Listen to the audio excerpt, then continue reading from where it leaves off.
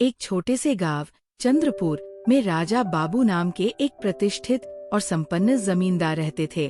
राजा बाबू का नाम पूरे इलाके में उनके धन दौलत और रुतबे के लिए मशहूर था। उनकी 2 बेटियां थीं। बड़ी बेटी का नाम था कविता और छोटी बेटी का नाम था अनुजा। जब अनुजा का जन्म हुआ तभी उसकी माँ सावित्री देवी का देहांत हो गया। इस गम ने राजा बाबू को अंदर से तोड़ दिया और न चाहते हुए भी वे अनुजा से हमेशा एक दूरी बनाए रखने लगे। वहीं कविता उनकी आंखों का तारा थी, वो जो माँ के बाद घर की रौनक समझी जाती थी। कविता बचपन से ही इस विशेष स्नेह को लेकर बहुत घमंडी हो गई थी।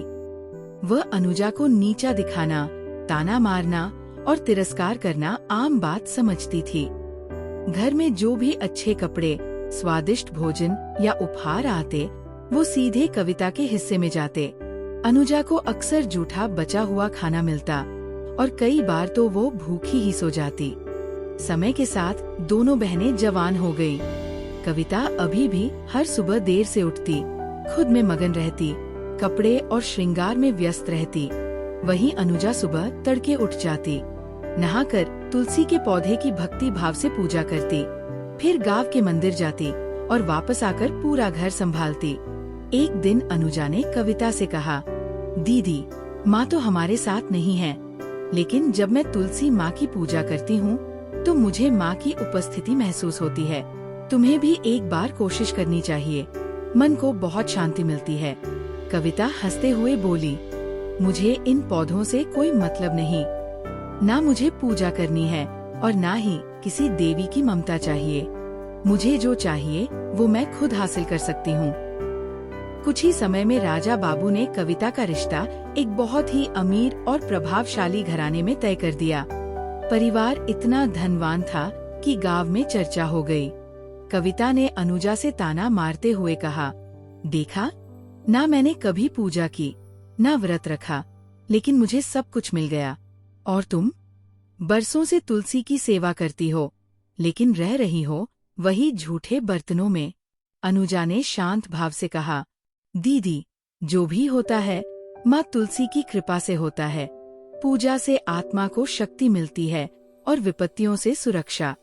तभी राजा बाबू आकर बोले, तू अपने लिए चिंता कर अनुजा, कविता को किसी देवी देवता की जरूरत नहीं, मैं उसकी जिंदगी में कोई कमी नहीं रहने दूंगा। अनुजा ने धीरे से कहा, पिताजी, बिना ईश्वर की मर्जी के तो एक पत्ता भी नहीं हिलता। गुस्से में राजा बाबू बोले, अगर इतना ही भरोसा है तो मैं तेरा विवाह एक गरीब लकड़हारे से कर दूंगा, फिर देखो तेरी पूजा कितनी काम आती है। कुछ ही दिन में राजा बाबू ने अनुजा की शादी गांव के एक साधारण लेकिन ईमानदार युवक नीलेश से कर दी। ना कोई दहेज, ना कोई तामझाम। अनुजा खुशी खुशी अपने पति के साथ एक छोटी सी झोपड़ी में रहने लगी। वहाँ भी उसने तुलसी का पौधा लगाया और पूजा जारी रखी।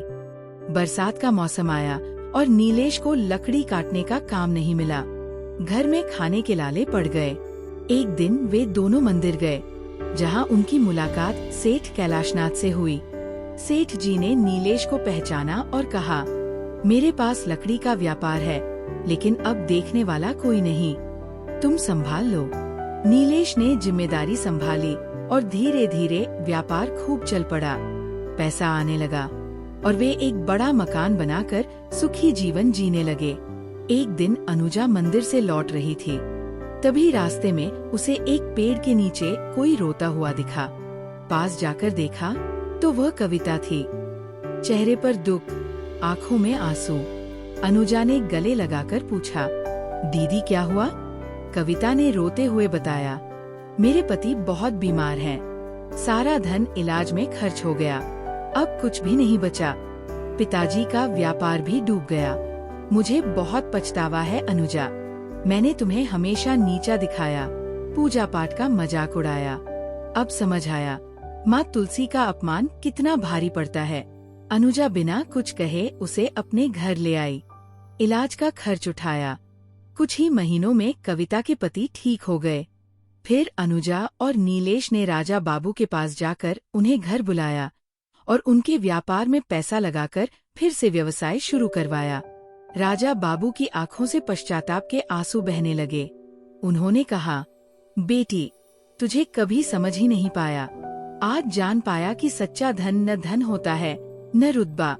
सच्चा धन होता है श्रद्धा, सेवा और आस्था। सभी ने मिलकर आंगन में फिर से तुलसी का पौधा लगाया और तब से पूरे परिवार ने माँ तुलसी की नित्य भक्ति शुरू कर दी। सच्ची श्रद्धा और भक्ति कभी व्यर्थ नहीं जाती। जीवन में कितना भी अहंकार हो, यदि उसमें आस्था और विनम्रता नहीं, तो अंतत सब कुछ छिन सकता है। दोस्तों, उम्मीद करती हूँ कहानी पसंद आई होगी।